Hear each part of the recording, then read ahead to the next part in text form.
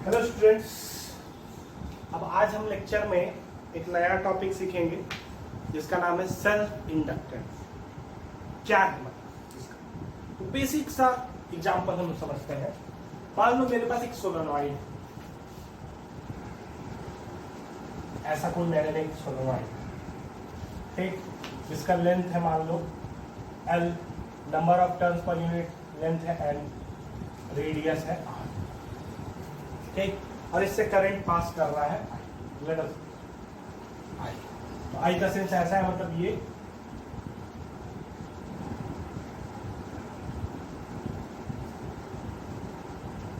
ये वाला फ्रंट,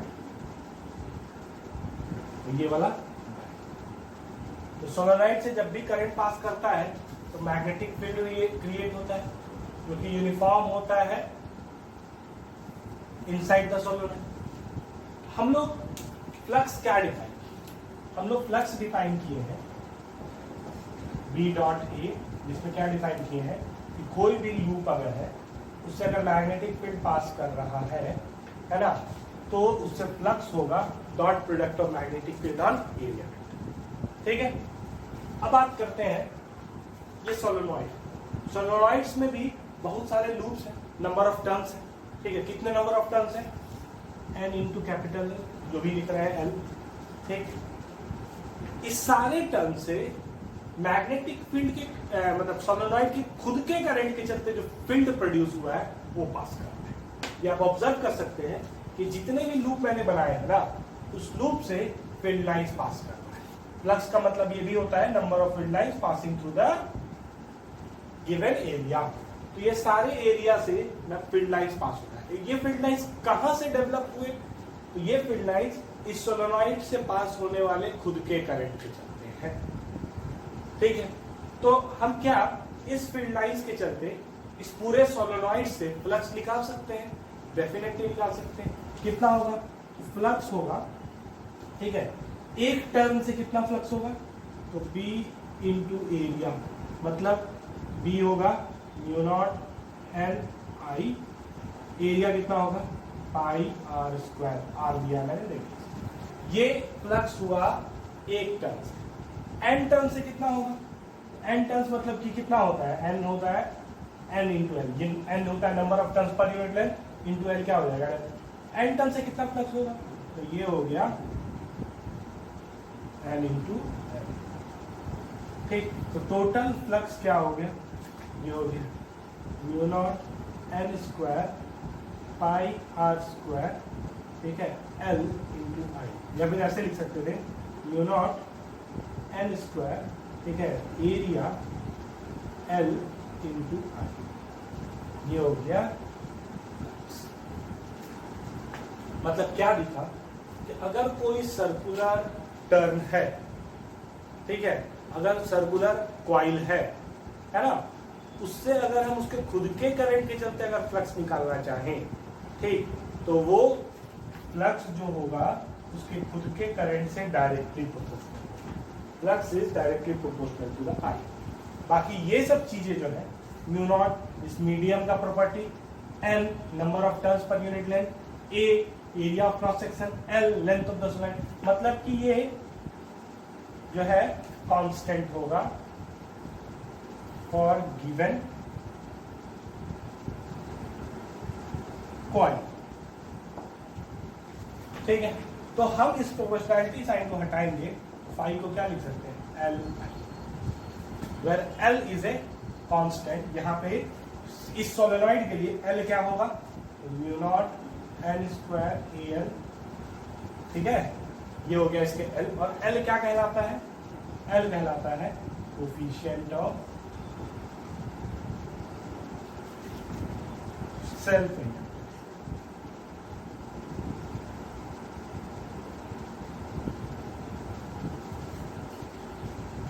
ठीक है, और इसी फेनोमेना को हम लोग बोलते हैं सेल्फ इंडक्टेंस।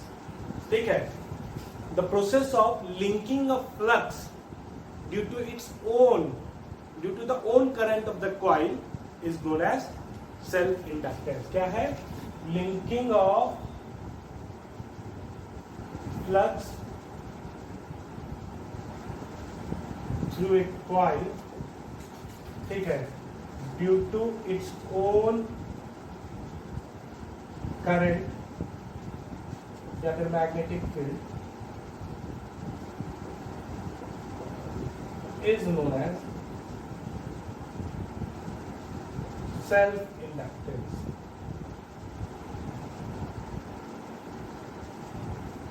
ठीक है, और किसी भी कॉइल का, है ना, एक्सटेंट ऑफ सेल्फ इंडक्टेंस को कौन डिफाइन करेगा? Coefficient of self. ठीक है, मतलब फॉर द गिवन आई जितना बड़ा एल होगा उतना ज्यादा इससे फ्लक्स लिंक करेगा। जितना बड़ा एल होगा, जितना बड़ा कोफिशिएंट ऑफ सेल्फ इंडक्टेंस होगा, उतना ज्यादा इसके से सेल्फ इंडक्टेंस होगा, मतलब कि इससे फ्लक्स पास करेगा। ठीक है, तो extent of self inductance is defined by the coefficient of self inductance. और extent of self inductance L किस पे डिपेंड कर रहा है? मीडियम, म्यू नॉट का मतलब मीडियम, और कंस्ट्रक्शन पे, मतलब कि number of turns, length, radius, cross section, इस पे डिपेंड कर रहा है। और इवेंचुअली जो ये कॉइल है जिससे हम लोग सेल्फ इंडक्टेंस का बात करते हैं, ये एक नया हम लोग इसको नाम देंगे circuit element. It is a coil जो है is a circuit, new circuit element for us,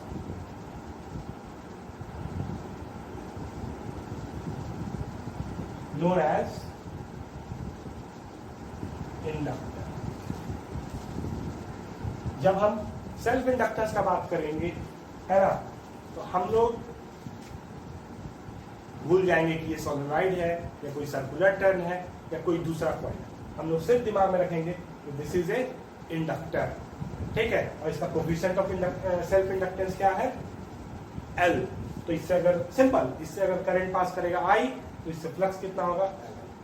ठीक है, और इंडक्टर का सिंबल होता है ऐसा। ठीक है, ऐसा बना दो, ये हो गया। पूरा सोलेनॉइड है ना, उस सोलेनॉइड का छोटा सा शेप बना दो, ये हो गया इंडक्टर। इसको रिप्रेजेंट करेंगे एल से। कोफिशिएंट ऑफ सेल्फ इंडक्टेंस को ही इसका पैरामीटर मानेंगे और इसको रिप्रेजेंट करेंगे एल से। ठीक है, और ये जो एल है कोफिशिएंट ऑफ सेल्फ इंडक्टेंस, इसका एसआई यूनिट होता है Henry, given upon the name of a scientist Henry. ठीक है, एच से रिप्रेजेंट, ठीक है, एल। तो ये वैसा ही सर्किटल एलिमेंट है जैसा कि हम लोग अब 3 सर्किटल एलिमेंट जाने। सबसे पहले जाने रेजिस्टर, फिर जाने कैपेसिटर, अब इनका भाई आ गया नेक्स्ट इंडक्टर है, इंडक्टर। बस इस तरह हमको कॉइल दिखा देना, ये सी, ये आगे अब हम लोग को पढ़ना है L C R circuit, L C circuit, C R circuit पढ़ते थे ना, L R circuit, C R circuit, L C circuit, सब पढ़ना। ठीक है, तो इसका हम लोग मानेंगे इंडक्टर, इंडक्टर। ठीक, और इससे अगर करंट पास कर रहा है आई, तो बताना इससे फ्लक्स कितना है? फ्लक्स है Li। और ये Li जो है, इसी को हम लोग क्या बोल रहे हैं? Self inductance. ठीक, मतलब कि अब अगर इससे फ्लक्स पास कर रहा है, खुद के करंट के चलते ही, वो जरूरी नहीं है, खुद के ही करंट के चलते हैं, अगर ये फ्लक्स चेंज करने लगेगा विथ रिस्पेक्ट टू टाइम, तो इसके अक्रॉस ईएमएफ भी इंड्यूस होगा। ठीक है, और वो ईएमएफ कितने के बराबर होगा? वो ईएमएफ कितने के बराबर होगा? इसको मैं मिटा दे रहा हूं, ये तो इसका हो गया। अगर इससे करंट पास कर रहा है आई, और हम बोले कि इससे फ्लक्स चेंज कर रहा है, फ्लक्स चेंज करने के लिए हमको क्या करना पड़ेगा? करंट चेंज करना पड़ेगा आई। तो इसका जो ईएमएफ होगा E होता है minus D five by D t. ठीक, तो ईएमएफ हो जाएगा एल डी आई बाई,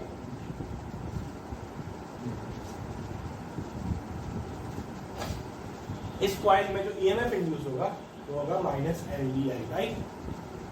अब हम लोग समझेंगे कि इस इंडक्टर का 2 टर्मिनल है, एक टर्मिनल ये है और एक टर्मिनल ये है। ठीक, और इससे अगर करंट चेंज करेगा डेफिनेटली इससे फ्लक्स चेंज करेगा, ठीक है ना। तो डेफिनेटली इसके अक्रॉस ईएमएफ इंड्यूस होगा। तो उस ईएमएफ का पोलैरिटी क्या होगा, कौन सा टर्मिनल पॉजिटिव होगा, कौन सा टर्मिनल नेगेटिव होगा, ये अब हम समझ।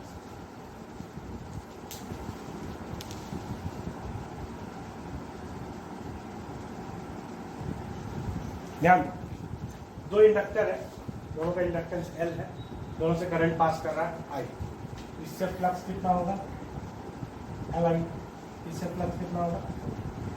Now we start changing current, change करने लगेंगे तो इससे फ्लक्स क्या करने लगेगा, चेंज करने लगेगा, इससे भी फ्लक्स क्या करने लगेगा, चेंज करने लगेगा। तो डेफिनेटली इसका दोनों इनके अक्रॉस क्या होगा, ईएमएफ इंड्यूस। ईएमएफ इंड्यूस होने का पर्पज, ईएमएफ इंड्यूस होने का पर्पज, ईएमएफ इंड्यूस होने का पर्पज है कि करंट को क्या करना है हम लोगों को, अपोज करना है। सॉरी, फ्लक्स के चेंज को हमको क्या करना है, अपोज करना है। करंट को अपोज नहीं करना है, फ्लक्स के चेंज को हम लोगों को क्या करना है, अपोज करना है। अब एक लॉजिक समझो, हम लोग को सबसे पहले देखना है कि फ्लक्स चेंज क्या करना है। केस नंबर 1 में हम बता दे रहे हैं I इज इंक्रीजिंग, मतलब करंट क्या कर रहा है, इंक्रीज कर रहा है। और इस केस में I इज डिक्रीजिंग, ठीक। तो इन दोनों केस में इंडक्टर में करंट इधर जा रहा है, इस केस में करंट इंक्रीज कर रहा है। तो इस केस में फ्लक्स चेंज होने का रीजन क्या है, इंक्रीजिंग करंट, है ना।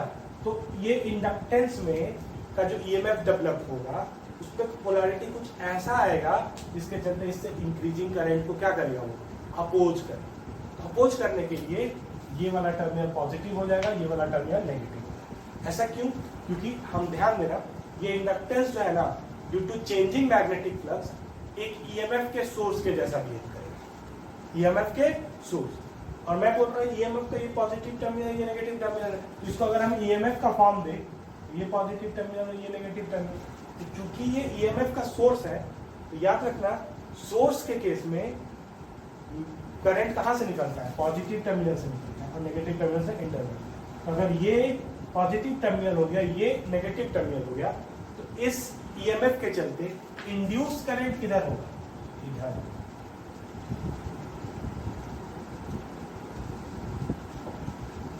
इंड्यूस करंट ये एक ईएमएफ है जिसका ये पॉजिटिव टर्मिनल है, ये नेगेटिव टर्मिनल। तो करंट का डायरेक्शन हमेशा पॉजिटिव से नेगेटिव लेंगे, नेगेटिव से पॉजिटिव लेंगे inside the battery. Otherwise circuit में अगर देखेंगे तो पॉजिटिव से निकल के नेगेटिव पे आएगा, लेकिन अगर विद इन द बैटरी देखोगे तो नेगेटिव से पॉजिटिव जा रहा है, ठीक है। तो इसीलिए क्योंकि करंट इंक्रीज कर रहा है जिसके चलते फ्लक्स इंक्रीज कर रहा है, इसमें जो ईएमएफ इंड्यूस होगा उसके चलते जो इंड्यूस करंट होगा वो इंक्रीजिंग करंट के अपोजिट डायरेक्शन। और वो लॉजिक कि अगर ये सोलेनॉइड होता, ठीक है, और ये अगर करंट ऐसा जा रहा होता, है ना, और इंक्रीजिंग होता, तो इंड्यूस करंट का सेंस ऐसा होता, ठीक है। इंड्यूस करंट का सेंस ऐसा होता, क्यों, क्योंकि इंड्यूस करंट को अपोज करना है, ठीक। अब इस केस में आप I इज डिक्रीजिंग, तो इस केस में ये पोलैरिटी नेगेटिव होगा, ये पोलैरिटी पॉजिटिव, जिसके चलते इसका सोर्स कैसा दिखेगा, ऐसे। तो क्योंकि करंट डिक्रीज कर रहा है तो एक्सटर्नल करंट और I induce same direction,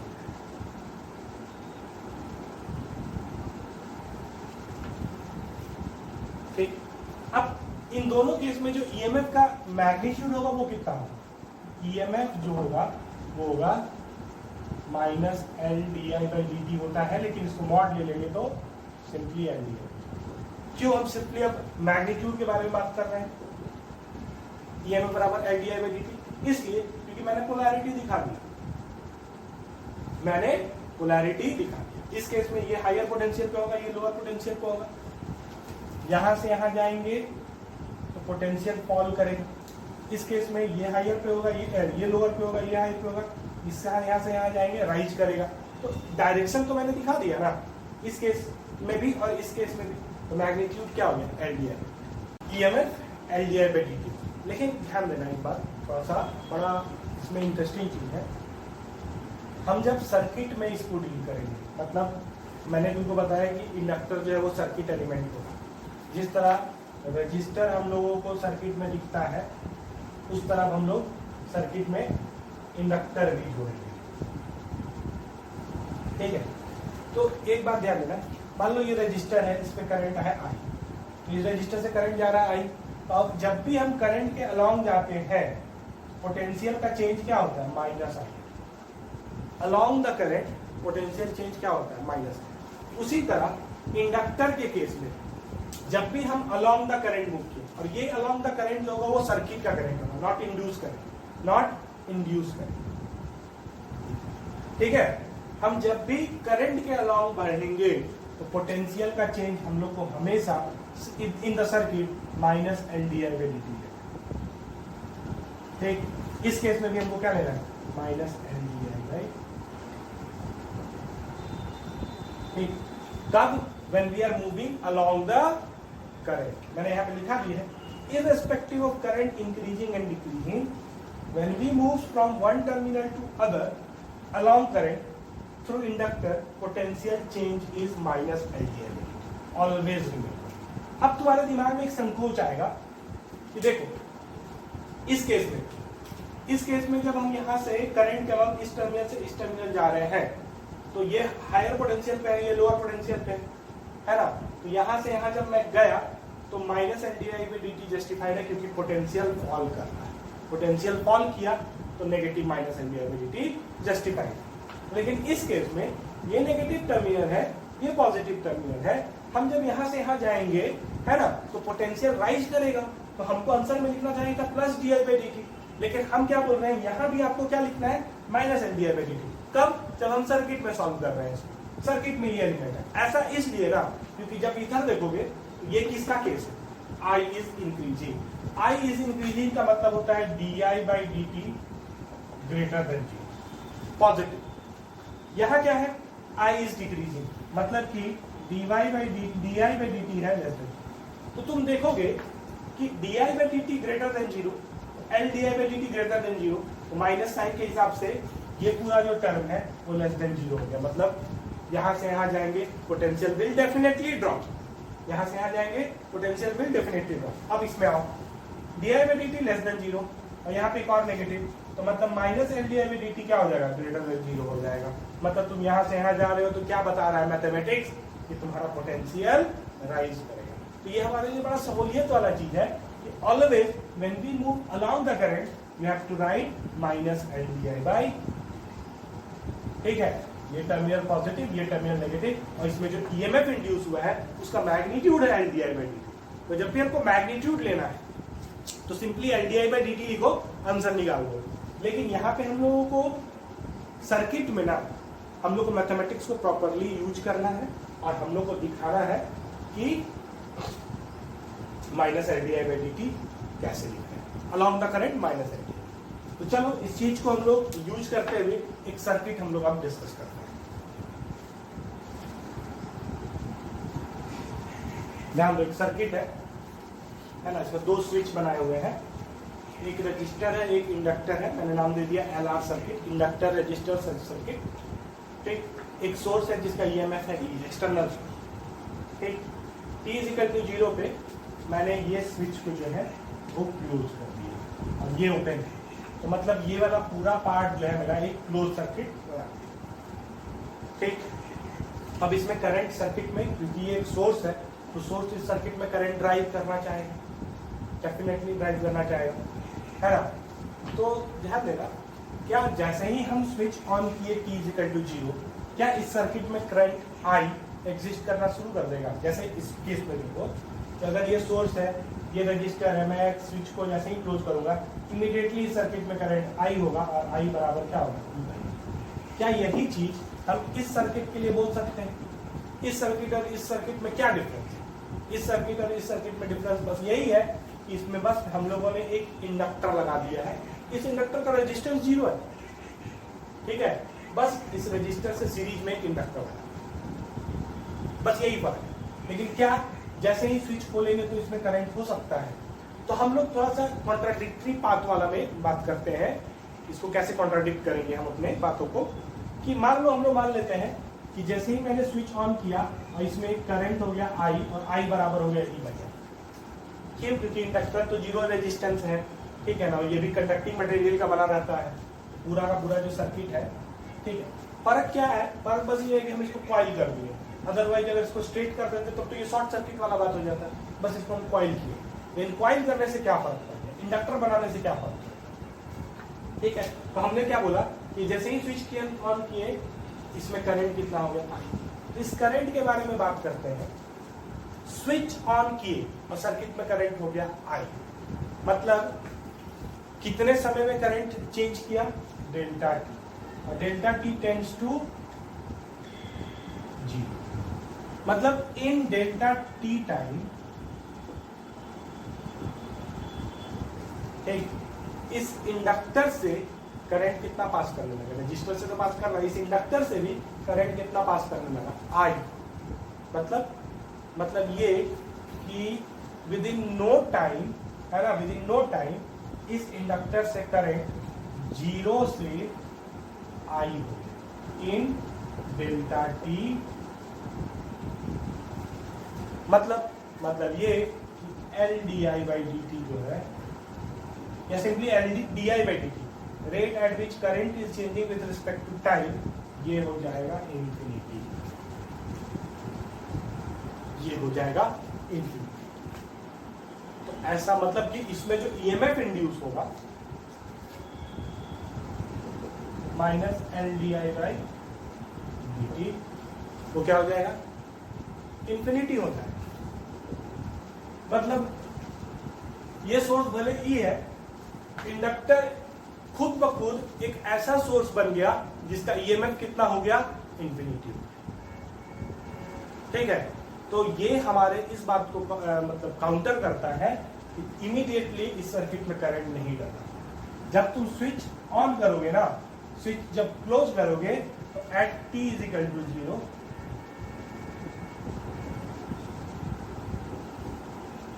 t is equal to 0, ध्यान देना, I क्या होगा, 0। इमीडिएटली इस सर्किट में करंट नहीं हो सकता, ठीक है, इमीडिएटली इस सर्किट में करंट नहीं हो सकता, ठीक। इसके लिए एक कंक्लूजन ये भी होगा कि जैसे ये सोर्स पैरेंट ईएमएफ, ये क्या करना चाहता है, सर्किट में करंट को बढ़ाना चाहता है, लेकिन ये जो इंडक्टर है, सर्किट में अगर करंट बढ़ेगा तो इस इंडक्टर से भी करंट बढ़ना जाएगा, और अगर इंडक्टर से करंट बढ़ेगा तो इसमें क्या डेवलप होगा, ईएमएफ डेवलप होगा। इंक्रीजिंग करंट के लिए ये पॉजिटिव टर्मिनल, ये नेगेटिव टर्मिनल, मतलब इसका सोर्स कैसा हो जाएगा, ऐसा हो जाएगा। इंडक्टर भी तो एक सोर्स के जैसा डेवलप हो जाएगा ना, तो इसका सोर्स ऐसा, तो इसका पोलैरिटी ऐसा, इसका पोलैरिटी ऐसा, ये दोनों एक दूसरे को अपोज करेगा, और इनका पोजीशन कुछ ऐसा होगा, ठीक है ना, इनका इसका ईएमएफ ई होगा तो इसका EMF L D I by D T होगा, ऑलवेज है। इसका ईएमएफ ई है तो ये क्योंकि चेंज इन फ्लक्स से डेवलप हुआ है इंडक्टर में, तो इसका EMF L D I by D T होगा। तो टी इज इक्वल टू 0 पे ई जो होगा वो L D I by D T होगा, जिसके चलते सर्किट में करंट 0 होगा। इसको हम लोग बोलते हैं बैक ईएमएफ,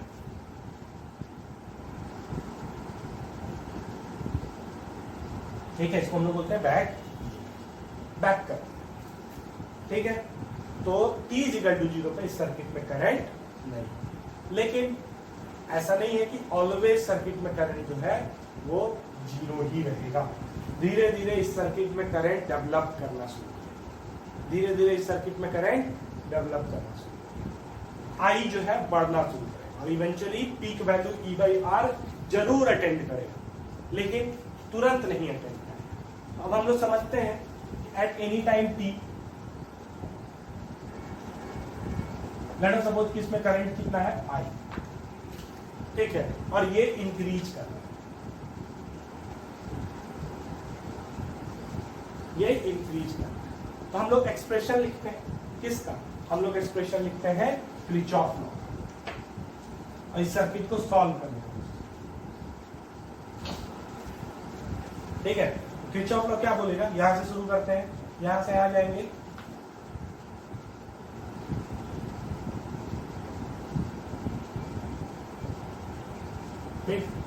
यहाँ से यहाँ जाएंगे पोटेंशियल राइज करेगा प्लस ई, यहाँ से यहाँ तो कोई चीज नहीं, यहाँ से यहाँ जाएंगे तो करंट के अलॉन्ग रजिस्टर से जा रहे हैं माइनस आई आर, यहाँ से यहाँ जाएंगे तो करंट के अलॉन्ग इंडक्टर में जा रहे हैं, इररेस्पेक्टिव ऑफ इंक्रीजिंग और डिक्रीजिंग करंट के अलॉन्ग तुम इंडक्टर से जाओगे तो पोटेंशियल बिल हम लोग हमेशा क्या लिखेंगे माइनस एम्पियर।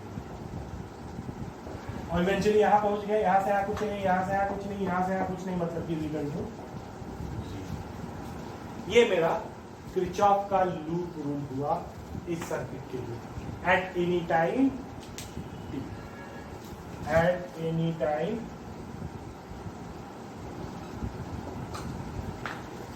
मैंने ध्यान देना फिर से, ये वाला जो चीज लिखा है इसमें कंफ्यूज मत करना। मैंने क्या बोला कि t इज इक्वल टू 0 पे सर्किट में करंट 0 हो। ये कैसे हो? ऐसे होगा कि जैसे ही तुमने स्विच ऑन किया ना, ये सर्किट में करंट इंक्रीज करना चाहेगा, ड्राइव करना चाहेगा ना, तो जैसे ही करंट इंक्रीज करना चाहेगा सर्किट में, तो इंडक्टर से भी करंट इंक्रीज करना चाहेगा। तो करंट जैसे ही इंडक्टर से चेंज करेगा, इसमें एक ईएमएफ डेवलप होगा, जिसका पॉजिटिव टर्मिनल ये होगा, नेगेटिव टर्मिनल ये होगा, क्योंकि इसमें इंक्रीजिंग करंट है और करंट का सेंस इधर एक। तो ये ईएमएफ कितने के बराबर? तो ध्यान देना, इंडक्टर में हमेशा EMF L D I by D T produce, इसमें EMF L D I by D T produce हुआ। और ये ईएमएफ जो डेवलप किया वो इस सर्किट में t इक्वल टू 0 पे करंट 0 ही रखा।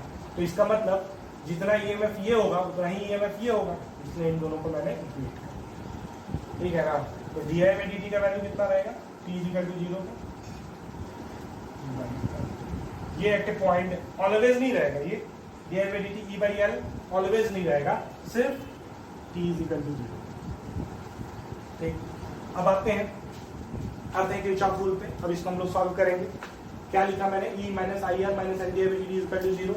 इसको उधर भेज दूं, e माइनस आई आर बराबर एल डी आई बाई। हम लोग इसको क्या बोलते हैं पता है? हम लोग इसको बोलते हैं मॉडिफाइड किरचॉफ।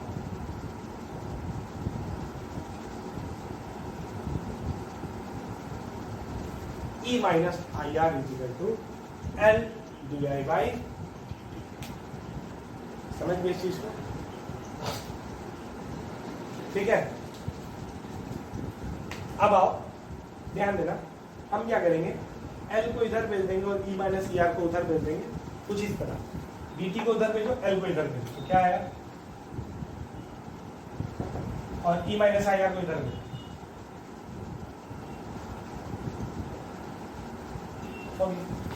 ये एक डिफरेंशियल इक्वेशन हो गई। अब इसको इंटीग्रेट कर, लिमिट अब हमको पता है कैसे कि t इक्वल टू 0 पे सर्किट का करंट 0 होगा, ये बहुत बड़ा इंपॉर्टेंट पार्ट है।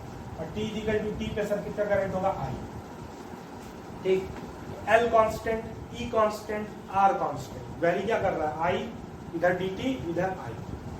तो dt का इंटीग्रेशन t बाई L बराबर di by e minus I are का इंटीग्रेशन। तो E कांस्टेंट है, R कांस्टेंट है, तो सिर्फ I वेरिएबल है ना, तो ये dy बाई I का वैल्यू फंक्शन हो गया। तो ये हो जाएगा नॉन, लिमिट कहां से कहां तक? 0 से I। और ध्यान देना इंटीग्रेशन में जो लिमिट मतलब कोफिशिएंट होता है वेरिएबल का I का, जैसे यहाँ पे वो डिवाइड होता है, तो यहाँ I का वेरिएबल कोफिशिएंट कितना है? माइनस, तो माइनस 1/r डिवाइड, तो माइनस 1/r को उधर ले जाओ, क्या आ जाएगा? Minus R T by L बराबर लॉन I का वैल्यू I रखेंगे, e माइनस आई आर 0 रखेंगे तो E।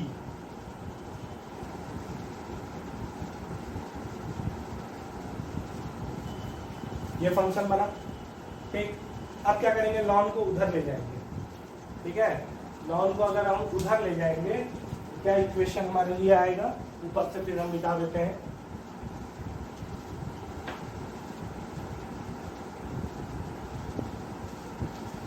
तो ये आ जाएगा e minus I R upon E is equal to e to the power minus R T by L is equal to e minus T by tau, T by tau. इससे हमको यहाँ पे टाउ कितना मिला? टाउ जो हो जाएगा L by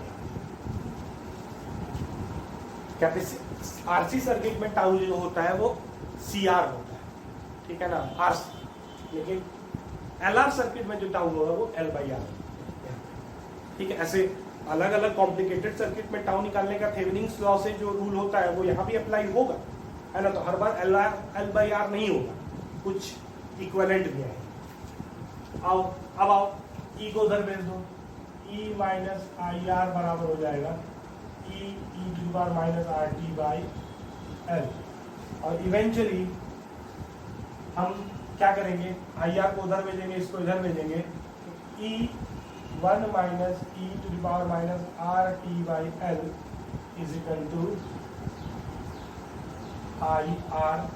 और इस आर को हम लोग इधर ले लेते हैं, तो क्या बचेगा, I minus E by R 1 minus E to the power R T by. ये हो गया एक्सप्रेशन फॉर करंट, है ना, with respect to time. I बराबर ई by R 1 minus E to the power minus R T by. और इसी को क्या लिख सकते हैं,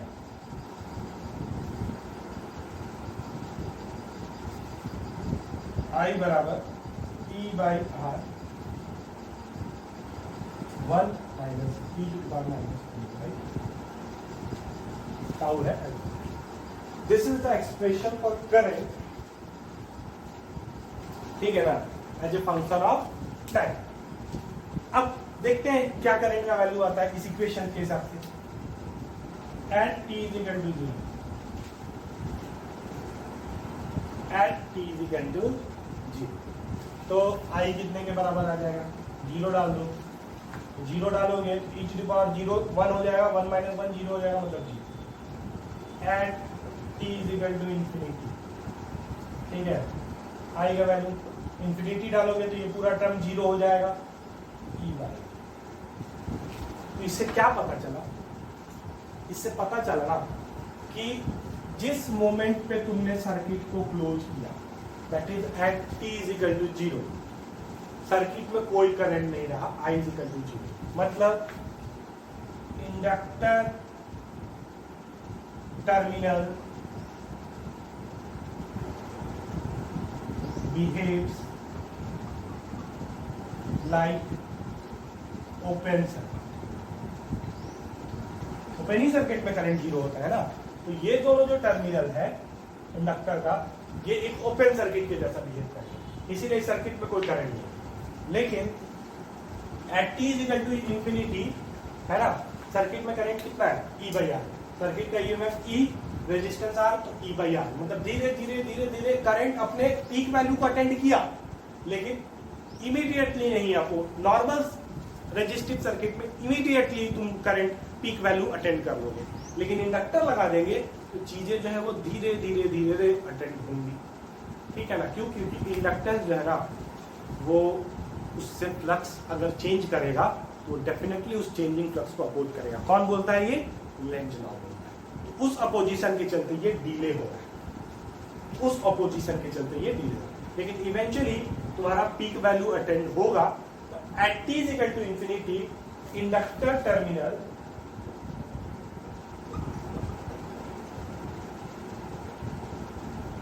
behaves like शॉर्ट सर्किट।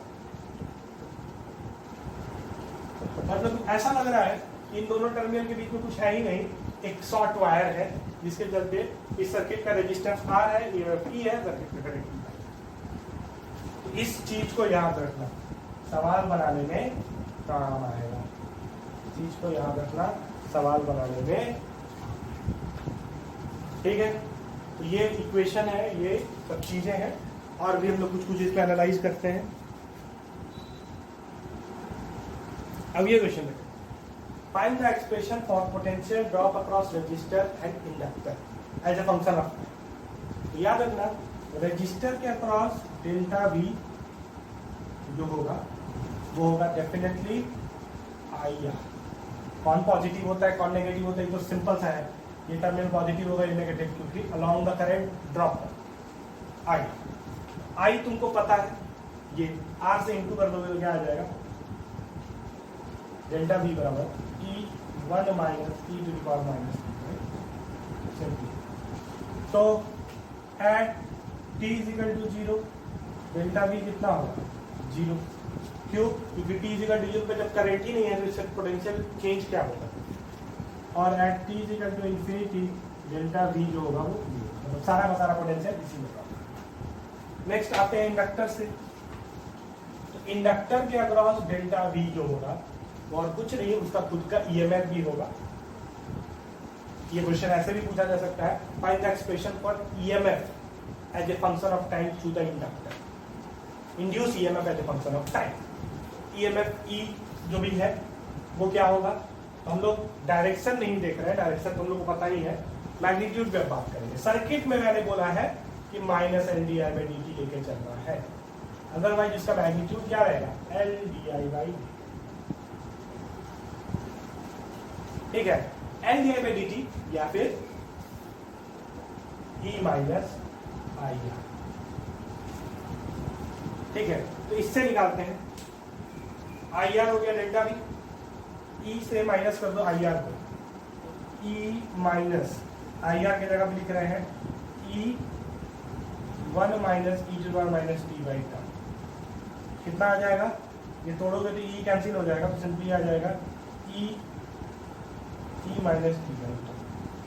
ठीक है, तो डेल्टा बी जो आ जाएगा हो जाएगा E to the power minus T by tau. ठीक, L D I by D T से भी निकाला जा सकता है। L D I by D T से कैसे निकलेगा, तो ध्यान देना, आई जो है वो है E by R 1 minus E to power minus T by tau. ठीक, तो D I by D T कितना आएगा, तो D I by D T मतलब ई बाई आर, डिफरेंशिएट कर दो, 1 का differentiation 0, E to power minus T by tau का differentiation E to power minus T by tau. ठीक है, और इनटू जो कोफिशिएंट है वो, क्योंकि डिफरेंशिएट कर रहे हैं तो मल्टीप्लाई हो जाएगा, तो into 1 by with negative sign, यहाँ नेगेटिव है, ये जोड़ दो, क्या आया भाई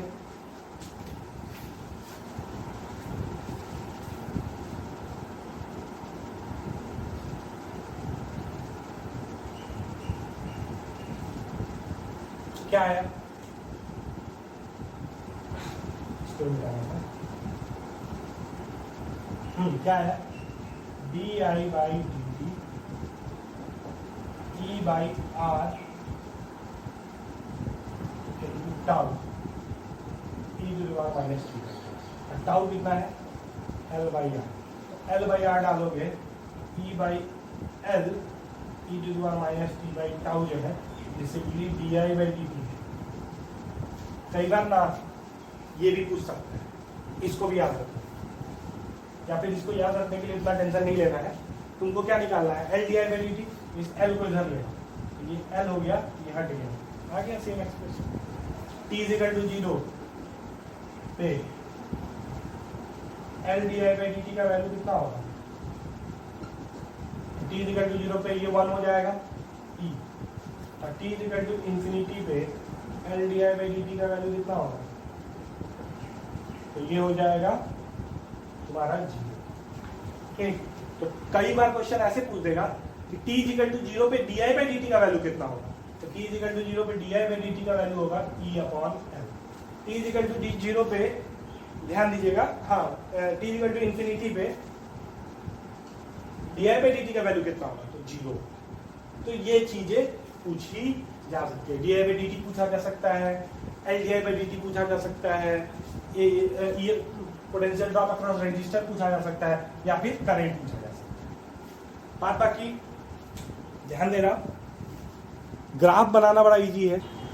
चलो ग्राफ का बात करते हैं। ग्राफ बड़ा सिंपल है, graph for I versus T.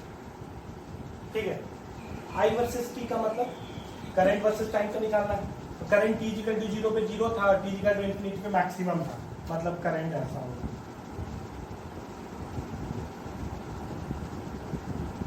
ठीक, तो टी इक्वल टू 0 पे 0 था, तो टाउ टाइम बाद सर्किट में करंट कितना होगा, तो सर्किट पे करंट टाउ टाइम बाद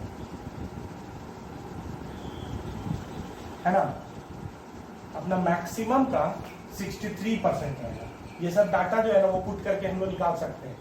टाउ का वैल्यू पुट कर देंगे तो T इक्वल टू टाउ, ये मैंने आरसी सर्किट में भी बताया था, 0.63 टाइम्स आई नॉट। और आई नॉट क्या होगा, आई नॉट होगा E/R मैक्सिमम करंट। ठीक, डेल्टा VR/T कितना होगा, तो डेल्टा VR मतलब कि पोटेंशियल ड्रॉप अक्रॉस रेजिस्टेंस, तो ये तो I इंटू R होता है, तो सिंपली यही चीज आप E, ठीक है, E इक्वल टू टाउ पे कितना होगा 63% ऑफ द पीक है। ठीक, डेल्टा VL/T कितना होता है, तो T इक्वल टू 0 पे ये मैक्सिमम होता है, T इक्वल टू इन्फिनिटी पे जाके 0 होता है। ग्राफ ऐसे, ठीक है। T equal to tau time पे इसका कितना वैल्यू होगा, T equal to tau time पे ये देखो, ये अपना 63 0 से 63% राइज कर दिया मैक्सिमम वैल्यू में, ये मैक्सिमम से 63% डिक्रीज कर जाएगा, मतलब कि 0.37 times of T equal to 0 पे ये E, ठीक है। चलो अब हम लोग जो है डिस्कस करेंगे कि व्हाट विल हैपन जब हम इस स्विच को ओपन कर देंगे और साइमल्टेनियसली 2 को क्लोज कर देंगे। ध्यान दें, circuit is at steady state. Steady state का मतलब ये है ना कि सर्किट में जो करंट फ्लो कर रहा है वो मैक्सिमम है। कि जो इससे पहले वाले सिनेरियो हम जब देख रहे थे, तो जो सर्किट, ये circuit T equal to infinity पे जो अचीव किया था उसी को हम लोग स्टेडी स्टेट बोलते हैं, मतलब सर्किट में करंट E/R। लेकिन अब हम इस सर्किट को नए सिरे से देख रहे हैं, सर्किट स्टेडी स्टेट में है और हम फिर से घड़ी का कांटा जो है ना वो 0 पे ले आए, फिर से सर्किट घड़ी का कांटा 0 पे ले, और एट T इक्वल टू 0 ये स्विच को मैंने ओपन कर दिया और साइमल्टेनियसली ये स्विच को मैंने क्लोज कर दिया। क्या तुमने ये स्विच को ओपन किया, मतलब कि अब ये जो सोर्स जो कि इस सर्किट में कांस्टेंट करंट E/R ड्राइव करा रहा था उसको एलिमिनेट कर, मतलब अब there is no external source providing current E/R through the circuit. ठीक, तो इसका मतलब नॉर्मल केस अगर हम लोग ऐसा दिए रहते,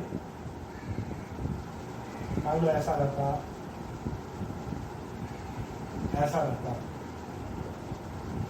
और एक रजिस्टर रहता सिंपल, ठीक, ये था स्विच, ये था स्विच, ये स्विच शुरू में क्लोज था, ये ओपन था, इसे करंट था I, हम इसको ओपन किए, इसको क्लोज कर दिए, कोई फर्क नहीं पड़ा, इसको सीधे इसका करंट जो हो जाएगा वो 0, ठीक है ना। इस बात का कोई मतलब नहीं है क्योंकि सर्किट में ड्राइव करने वाला जो एजेंट था वो खत्म हो गया। लेकिन इस केस पे जब हम लोगों ने ये काम किया तो हम अगर ये बात करते हैं इमीडिएटली I जो है वो 0 हो जाएगा, है ना, तो फिर से हम लोग अपने उस बात को कॉन्ट्राडिक्ट करते। क्यों?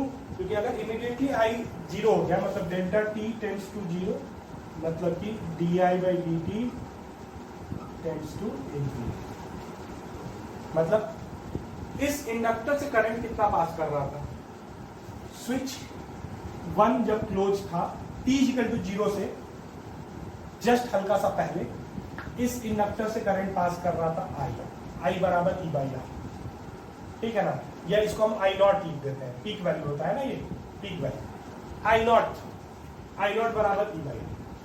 अब हम क्या बोल रहे हैं, जैसे ही हम इसको क्लोज किए इससे करंट 0 हो गया, तो इसका मतलब ये इसके अक्रॉस जो फ्लक्स चेंज हुआ वो इनफाइनाइट हुआ, है ना, मतलब rate of change of flux infinite हुआ, तो जिसमें EMF इंड्यूस हुआ वो भी इनफाइनाइट होता है। ऐसा तो नहीं होगा, ऐसा नहीं होगा।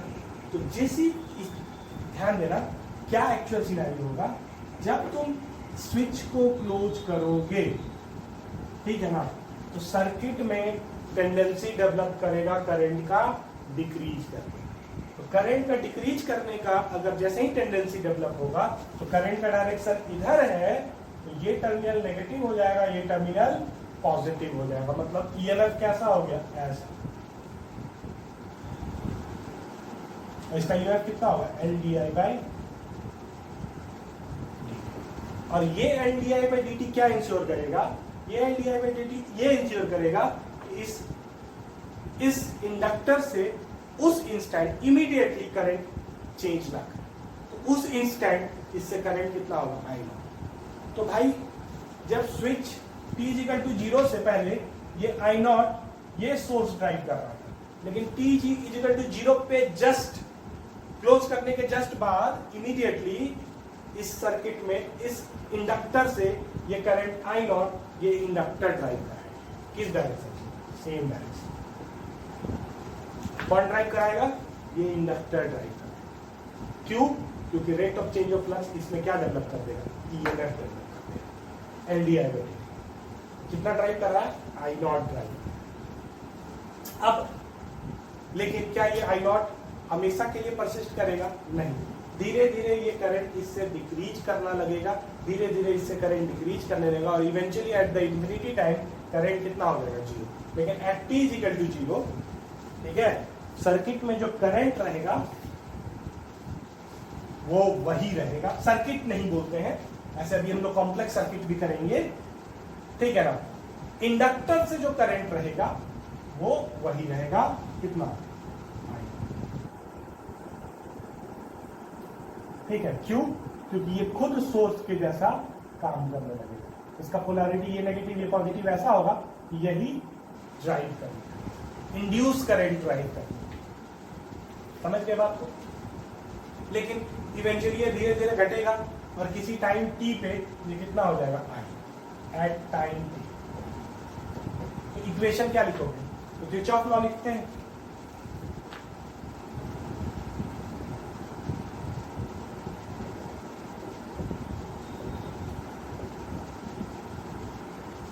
किरचॉफ लॉ लिखते हैं, क्या लिखेंगे,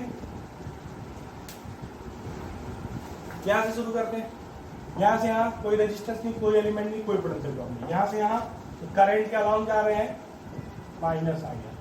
यहां से यहां करंट के अलाउंग जा रहे हैं, इररिस्पेक्टिव की इंक्रीज कर रहा है या डिक्रीज कर रहा है। भले तुमने पोलैरिटी ऐसा दिखा है, लेकिन मैंने क्या बोला, लिखना तो minus LDI by is equal to 0। क्यों, क्योंकि यहां से यहां कुछ नहीं, यहां से यहां कुछ नहीं, ठीक। इससे क्या मिला, minus IR is equal to LDI by dt, ठीक। dt को उधर भेजो, L को उधर भेजो, तो minus dt R upon L बराबर DI by integrate t is equal to 0 पे I जो था वो I नॉट था, t इजिकल टू t पे I जो होगा वो I होगा। तो dt by R L constant है, t हो जाएगा minus t R by L, ठीक। और डी आई बाई इंटीग्रेशन कितना हो जाएगा, नॉन आई, तो लिमिट पुट कर देंगे तो आई अपॉन आई नॉट, ठीक।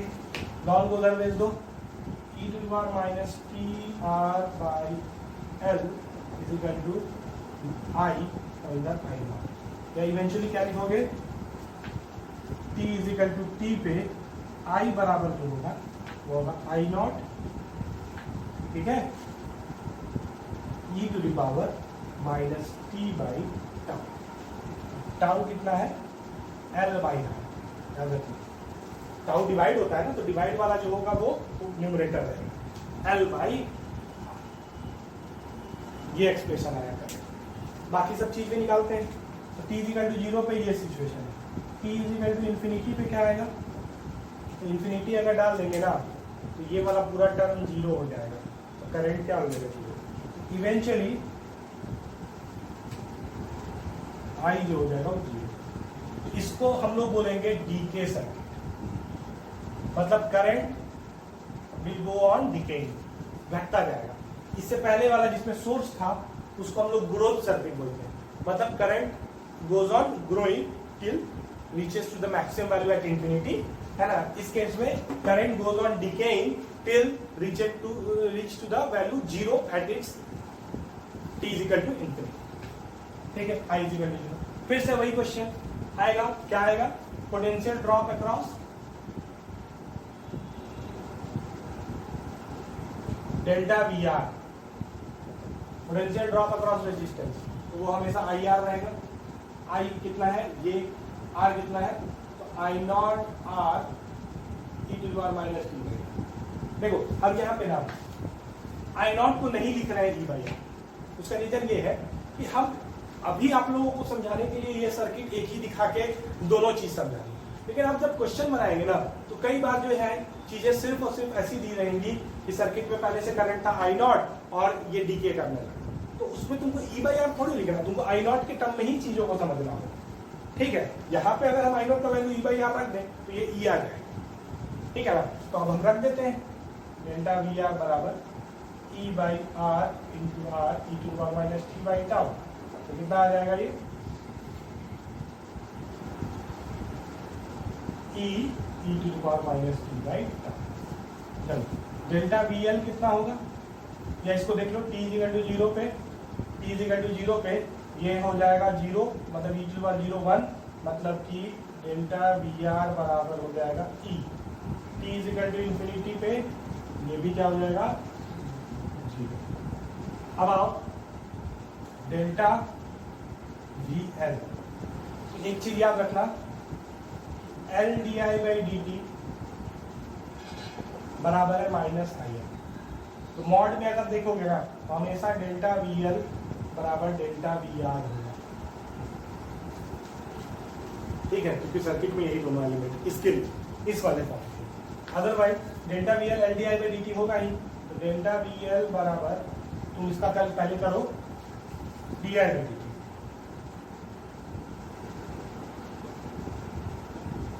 आई not upon tau with negative sign e to the power minus t by t. What does this negative sign indicate? This negative sign indicates that current is decreasing. Current is decreasing. ठीक है, तो L di by dt का value कितना आ जाएगा, तो minus L I not upon tau e to the power minus t by t। ठीक, कितना आएगा,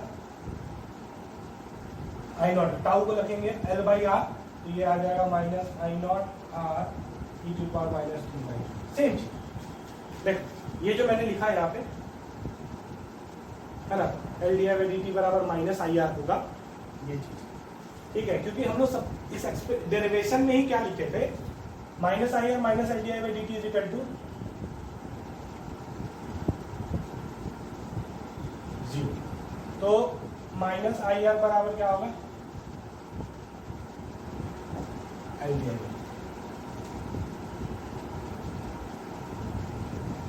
ठीक है, तो ये एक्सप्रेशन है T is equal to zero, T is equal to infinity, इसी का चीज सेटिस्फाई करें।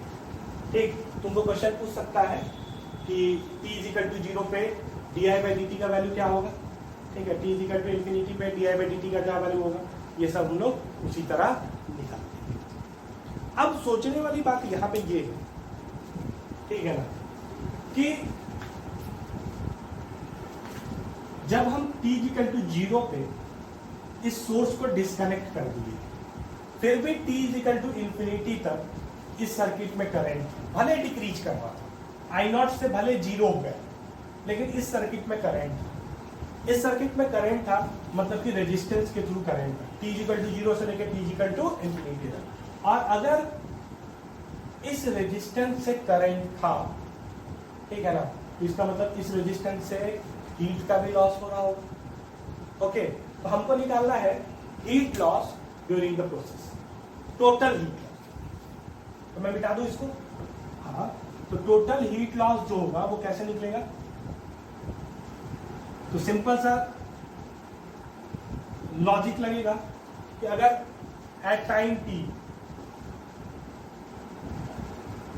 I बराबर है I naught e to the power minus T by tau, power dissipated होगा I square R through resistance.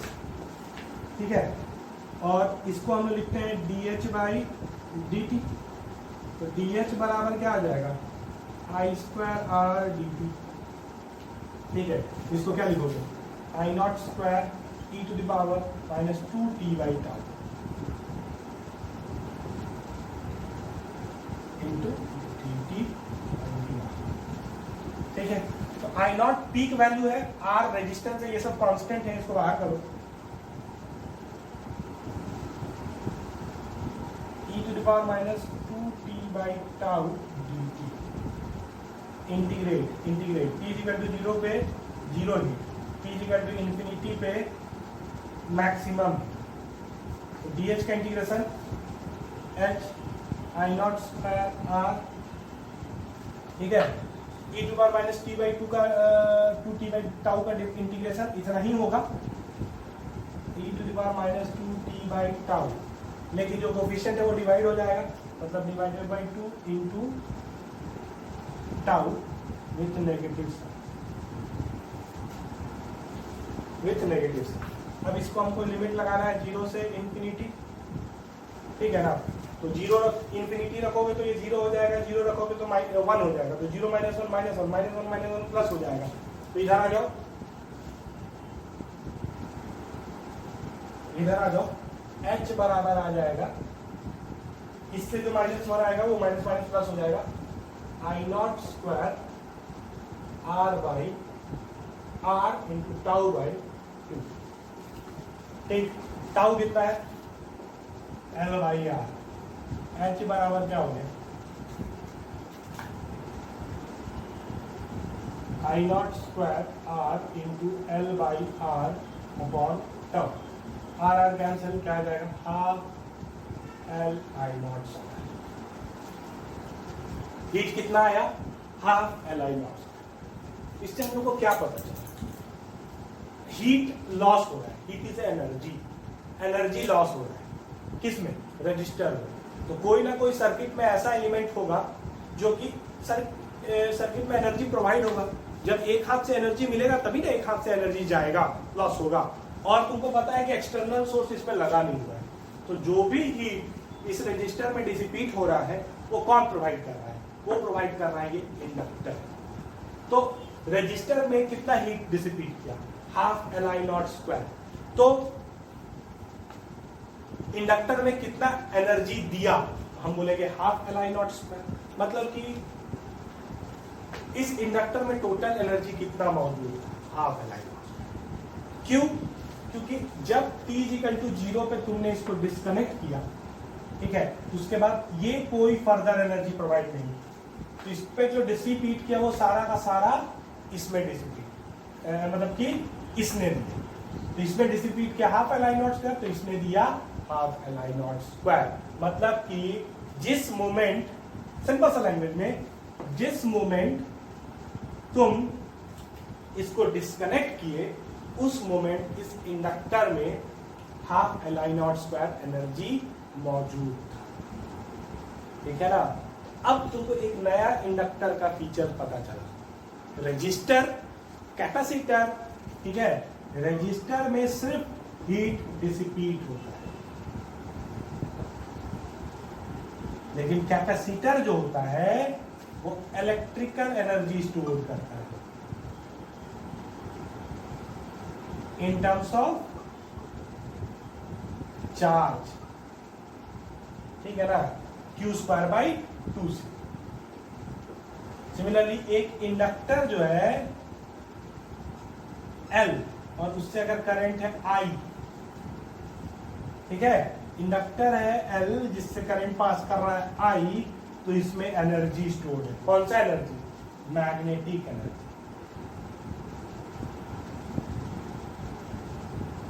In terms of current, और वो कितना होगा, तो U बराबर हाफ l आई स्क्वायर। अगर इंडक्टर का इंडक्टेंस है L, उससे करंट अगर पास कर रहा है I, तो इसमें एनर्जी स्टोर होगा, मैग्नेटिक एनर्जी स्टोर होगा हाफ l आई स्क्वायर। जैसे कि t इक्वल टू 0 पे जैसे ही तुमने इसको डिस्कनेक्ट किया, इंडक्टर से करंट कितना था I नॉट, इसका मतलब इसमें एनर्जी कितना स्टोर था, half l I naught square. t equal to infinity पे जैसे ही तुमने, मतलब t इक्वल टू इंफिनिटी पे इस इंडक्टर से करंट कितना हो गया, 0, मतलब इसमें एनर्जी स्टोर कितना हो गया, 0। तो मतलब ये सारा का सारा एनर्जी जो है वो खत्म हो गया। वो कहाँ खत्म हुआ, तो वो जाके रजिस्टर में डिसिपेट कर दिया, ठीक है। Always remember, if a current I is passing through an inductor L, then energy stored in the inductor is half Li square in terms of magnetic energy. ठीक है ना?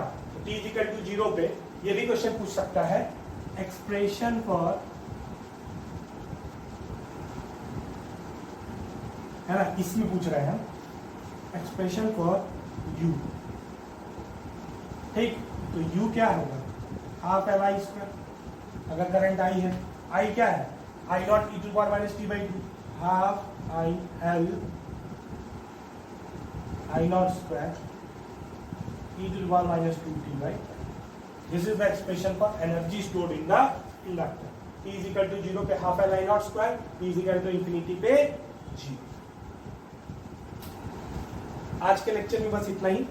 नेक्स्ट लेक्चर में हम लोग अब सर्किट की कुछ और प्रॉब्लम देखेंगे. ये तो हम लोग बेसिक अभी समझे.